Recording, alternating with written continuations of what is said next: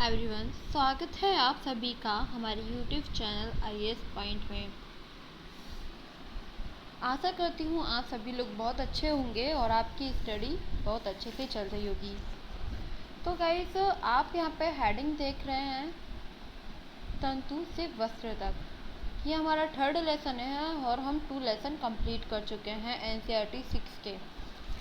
ठीक है गाइस, तो अब हम चलते हैं आगे और आज हम पढ़ेंगे तंतु से वस्त्र तक कि तंतु क्या होते हैं और वस्त्र क्या होते हैं। इस चैप्टर में गाइस आपको वस्त्र के निर्माण होने की पूरी प्रक्रिया को अच्छे से समझाया गया है।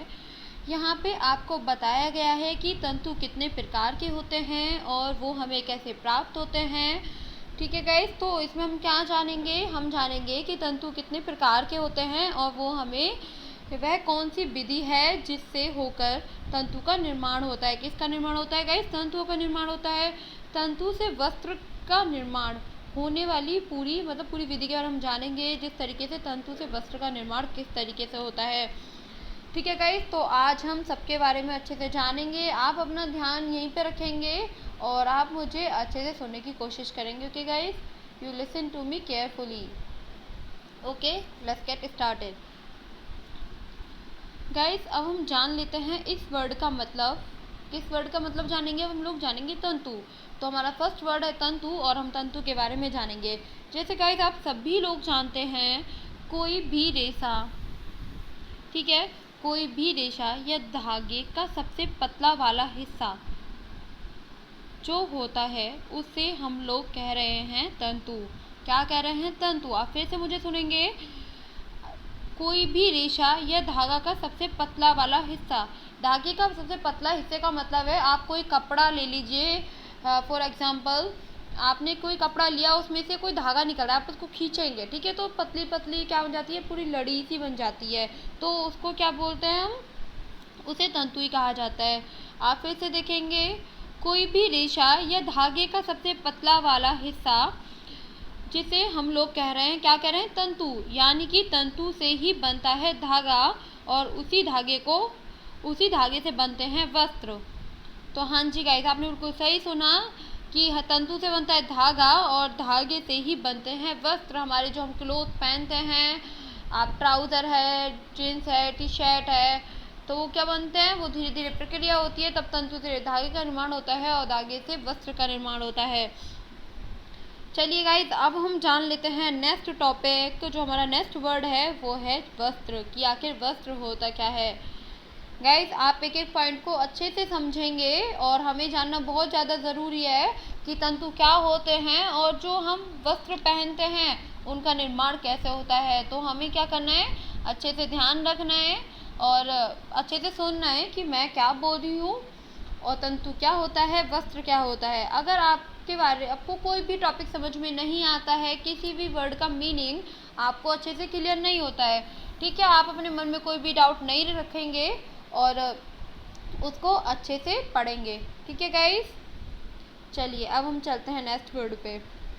वस्त्र वह कपड़ा है जिसे हम धारण करते हैं। यस गाइस, वस्त्र वो होते हैं जो क्लोथ हम पहनते हैं। मैंने अभी आपको बताया, जीन्स है, टी शर्ट है, फॉर एग्जांपल आप ले सकते हैं, ठीक है, जिसे हम पहनते हैं वो वस्त्र कहलाते हैं। ओके गाइस, कोई भी वस्त्र हम धारण करते हैं, कोई भी क्लोथ हम पहनते हैं, जीन्स है, टी शर्ट है, ट्राउज़र है, तो वो क्या होते हैं हमारे? वो होते हैं वस्त्र। चलिए गाइस, अब हम जानेंगे तंतु से वस्त्र का निर्माण। ठीक है, तो तंतु से वस्त्र का निर्माण कैसे होता है और वो वस्त्र देखने में कैसे होते हैं, तो हम जानेंगे इसके बारे में। चलिए हम चलते हैं आगे। ठीक है गाइस, तो हम इन सारे टॉपिक के बारे में अब जानेंगे। जैसे आप सभी लोग जानते हैं, जो कम्बल होते हैं, पर्दे होते हैं, मेजपोश होते हैं, ये सभी विभिन्न प्रकार के कपड़ों से बनाए जाते हैं। किससे बनाए जाते हैं? विभिन्न प्रकार के कपड़ों से बनाए जाते हैं और वह सभी कपड़े किसी न किसी तंतु से बने होते हैं। किससे बने होते हैं? किसी न किसी तंतु से बने होते हैं। मैंने आपको बताया कि जो भी कम्बल होते हैं, पर्दे होते हैं, मेजपोश होते हैं, वो विभिन्न प्रकार के कपड़ों से बनाए जाते हैं। किससे बनाए जाते हैं गाइस? कपड़ों से बनाए जाते हैं। पहले क्या होता है? पहले कपड़ा रेडी होता है, उसके बाद ही हम उसको कंबल का रूप दे सकते हैं, चादर बना सकते हैं, मेज पोस्ट बना सकते हैं। अब मेज पोस्ट पे भी जो एम्ब्रॉयडरी होती है वो हम हाथों से भी कर सकते हैं। ओके गाइस, तो चलिए स्टार्ट करते हैं। कपड़ों से बनाए गए हैं और वह सभी कपड़े किसी न किसी तंतु से बने होते हैं। किससे बने होते हैं गाइस? किसी न किसी तंतु से बने होते हैं। आपको ध्यान देना है गाइस, ये जो तंतु हैं ना, ये मतलब जो तंतु हैं गाइस, तो वो क्या होते हैं, विभिन्न प्रकार के होते हैं तंतु। आप ध्यान देंगे कि जो तंतु होते हैं वो काफ़ी प्रकार के हो सकते हैं, मैनी टाइप्स होते हैं। जिसके टाइप्स हैं वो हैं, इसको प्राकृतिक तंतु होता है, कृत्रिम तंतु होता है, संश्लिष्ट तंतु होता है। संश्लिष्ट जो तंतु होता है उसको हम कृत्रिम तंतु भी कहते हैं। ठीक है गाइस, तो अब हम ध्यान रखेंगे कि कौन कौन से आपको ये सारे नेम पता होने चाहिए और आपको पता होना चाहिए तंतु क्या होता है और किस तरीके से तंतु को निर्माण वस्त्र बनाने में किया जाता है। चलिए गाइस, ये क्या है इसके बारे में हम लोग आगे पढ़ेंगे। चलिए गाइस, पहले हम जान लेते हैं कि तंतु वर्ड का क्या मतलब है। मैंने अभी आपको तंतु वर्ड का मतलब बताया था स्टार्टिंग में, फिर से मैं आपको बताती हूँ। जैसे मैंने आपको बताया, कोई भी कपड़ा जिससे निकलने वाले पतले पतले धागे और पतले धागों से मिलकर बनी होती है तंतु।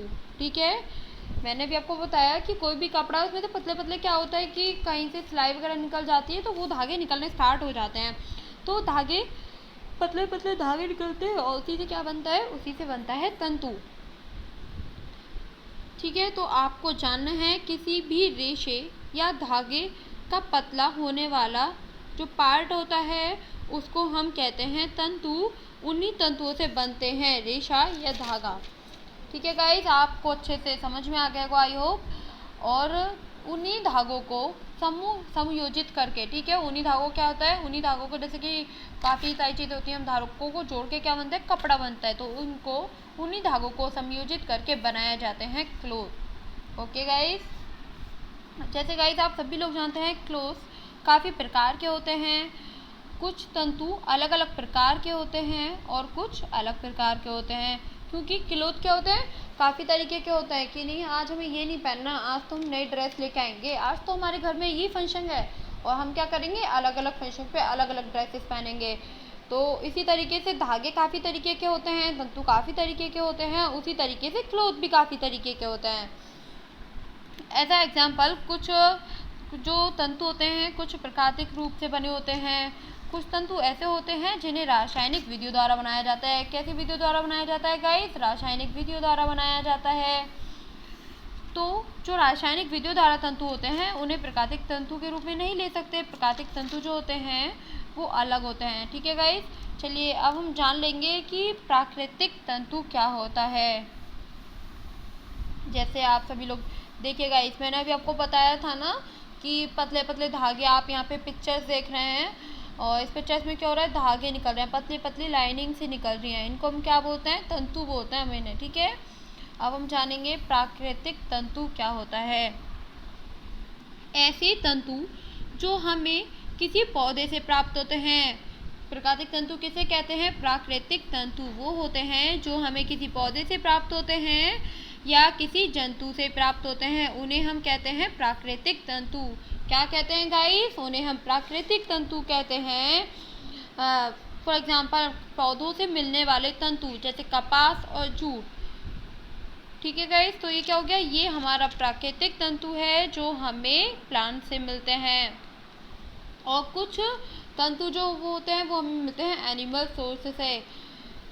अब हम जानेंगे कि जंतुओं से हमें किस तरीके से मिलते हैं। जंतुओं से मिलते हैं उन्हें हम बोल सकते हैं कैमल है, शीप है, जो जैसे कि हमें क्या मिलता है, ऊन मिलती है। ठीक है, एनिमल सोर्स से हमें क्या मिलती है, ऊन मिलती है, कैमल से, शीप से। ये जंतुओं से मिलने वाले तंतु हो गए। ठीक है, मैंने भी आपको क्या बताया था, कैमल है, शीप है, ये क्या हो गया, जंतुओं से मिलने वाले तंतु का नाम क्या है, ऊन। या रेशम जो हमें किससे मिलती है, रेशम मिलती है हमें रेशम कीट से। रेशम के कीट आपने नाम सुना होगा, उससे हमें क्या मिलती है, रेशम मिलती है। ठीक है गाइस, तो आई होप ये टॉपिक भी आपको अच्छे से समझ में आ गया होगा कि प्राकृतिक जो हमारा प्राकृतिक तंतु है, जो हमारा संश्लेष तंतु है उसके बारे में अभी हम जानेंगे, और प्राकृतिक तंतु क्या होता है आई होप ये आपको अच्छे से समझ में आ गया होगा। इसको लेके आपके कोई भी डाउट है तो आप मुझे कमेंट बॉक्स में कमेंट करिएगा, मैं उसका आंसर आपको दूंगी। लेकिन गाइस आपको अच्छे से स्टडी करना है, आपको मुझे केयरफुली सुनना है, ठीक है। चलिए अब हम चलते हैं इसका नेक्स्ट पॉइंट पे। एंड हमारा जो नेक्स्ट पॉइंट है देखिए आप लोग,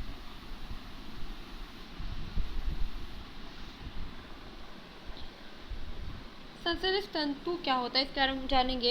ऐसे तंतु जिन्हें हम रासायनिक विधियों द्वारा तैयार करते हैं उन्हें हम कह रहे हैं संश्लेष या कृत्रिम तंतु।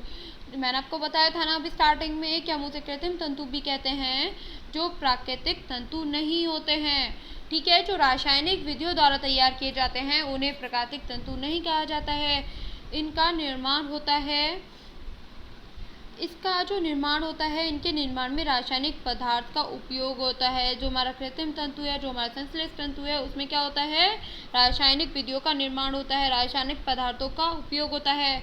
फॉर एग्जाम्पल आप ले लीजिए, यहाँ पे पॉलिस्टर है, नायलॉन है, एक्रिलिक है और संश्लेष है, तो इसे हम क्या कहते हैं, संश्लेष तंतु कहा जाता है गाइस इसे। और इसके फॉर एग्जाम्पल आपके सामने है लाइनॉन वगैरह, आप इसे जो एक्रिलिक है तो आप इसे अच्छे से पढ़ेंगे और आपको इस सब चीज़ों के नाम अच्छे से याद होने चाहिए, पॉलिस्टर वगैरह के बारे में, ठीक है गाइस। तो अब हम चलते हैं आगे, जो हमारा नेक्स्ट पॉइंट है, नेक्स्ट पॉइंट है हमारा कपास गोलक। कपास गोलक आखिर होता क्या है गाइस। कपास के पौधे होते हैं, ठीक है, तो उनमें पौधों में जो कपास के पौधे होते हैं उनमें एक तरीके के फल लगे होते हैं, जिसे हम कह रहे हैं कपास गोलक, ठीक है। तो आप इसे समझेंगे कि आखिर उसमें हम कपास गोलक क्यों कहते हैं। कपास के जो फल होते हैं तो वो क्या होते हैं, बिल्कुल गोल होते हैं। क्या होते हैं गाइस, जो कपास के पौधे पे जो फल होते हैं एकदम गोल होते हैं, इसीलिए हम उन्हें, वो गोल होते हैं तो उन्हें हम क्या कहते हैं, कपास के गोलक। कपास गोलक हमने उनका नाम रख दिया क्योंकि वो गोल होते हैं, कपास के पौधे पे लगते हैं। तो आप इसके नाम, आप जहाँ पे भी आएगा ना क्वेश्चन कपास गोलक किसे कहते हैं, तो आप तुरंत पहचान लेंगे। कपास का मतलब कपास का जो पौधा होता है, गोलक मतलब जो उस पे गोल गोल फल लगे होते हैं, ठीक है। क्योंकि कपास के पौधे में लगने वाले जो फल हैं उनका आकार क्या होता है, एकदम गोल होता है, और गोल के कारण हम उसे कहते हैं कपास गोलक।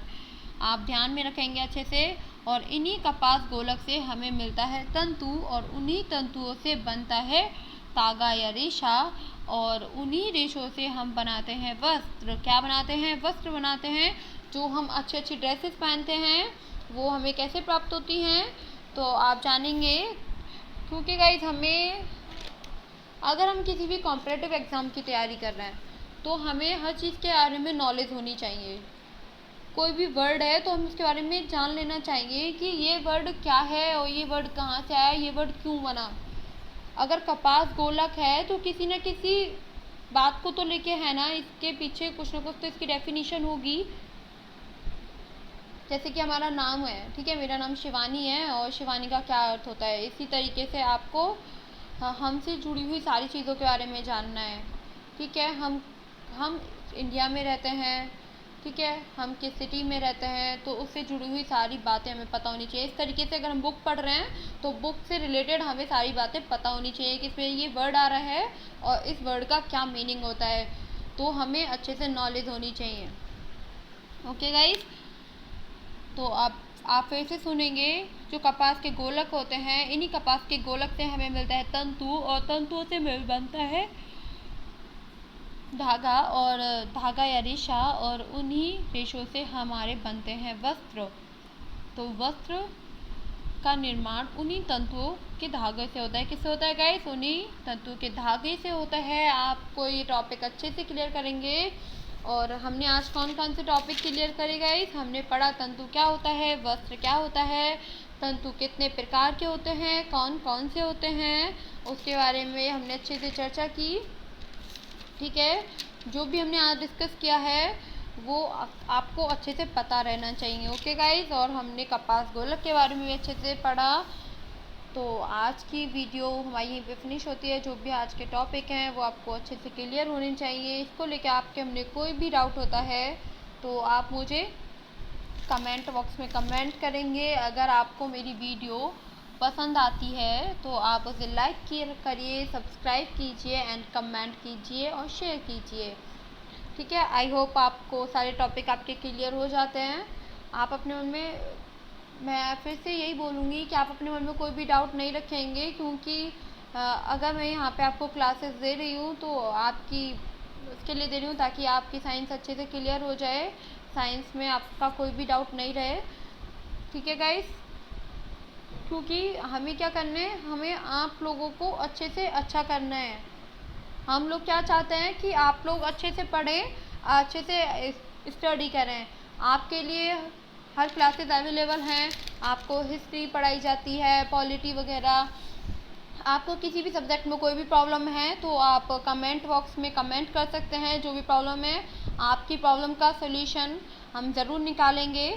ठीक है, आपको समझने में कोई परेशानी आ रही है, क्या चीज़ आपको नहीं समझ में आ रही है, तो आप उसको तुरंत कमेंट करेंगे, क्योंकि ये क्लासेस सिर्फ आप लोगों के लिए दी जाती हैं ताकि आप लोगों के मन में कोई भी डाउट ना रहे, आपके सारे टॉपिक क्लियर हो जाएं और आप जल्दी से क्या करें, एग्ज़ाम क्लियर कर लें। आप किसी भी कॉम्पिटिटिव एग्ज़ाम की तैयारी कर रहे हैं या फिर आप किसी भी एग्ज़ाम से रिलेटेड जो भी है, क्योंकि एनसीईआरटी सभी के लिए इम्पोर्टेंट होता है मोस्टली। ओके, तो आज की वीडियो हमारी यहीं पे फिनिश होती है। अब हम मिलते हैं आपसे कल, तब तक के लिए बाय बाय और अच्छे से स्टडी करिए आप लोग। कोई भी आपका डाउट है तो उसे तुरंत क्लियर करें।